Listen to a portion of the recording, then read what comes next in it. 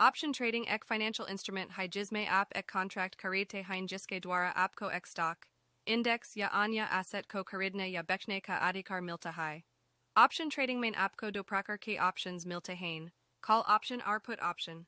Call option ek isa contract hai jiske dwara aap stock ya anya asset ko ek specific price, strike price, par ek specific samay tak kharidne ka adhikar rakhte hain. Agar aap stock ki price ki badti umid rakhte hain. To app call option kharid sakte hain. Agar stock price option ki strike price se upar chali jati hai.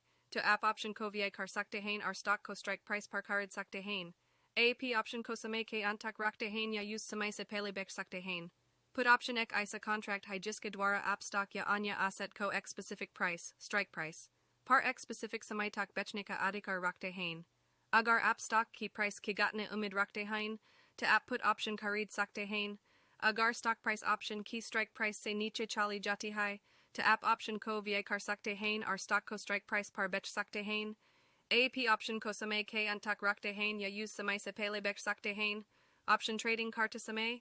Apko kuch jaruri baton ka dhyan rakhna chahiye. Samajle. Option trading key concept or strategies ko samajne ke liye kafi research or padhai kare.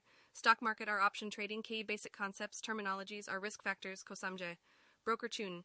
Ek acha or registered stockbroker chune jo option trading ke liye sahi platform or suvidhaya pradan karta ho.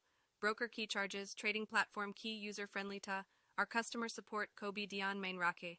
Demat our trading account kole. Broker ke sath apna demat our trading account kole. Iske liye broker key website ya app par dia gaya instructions follow care.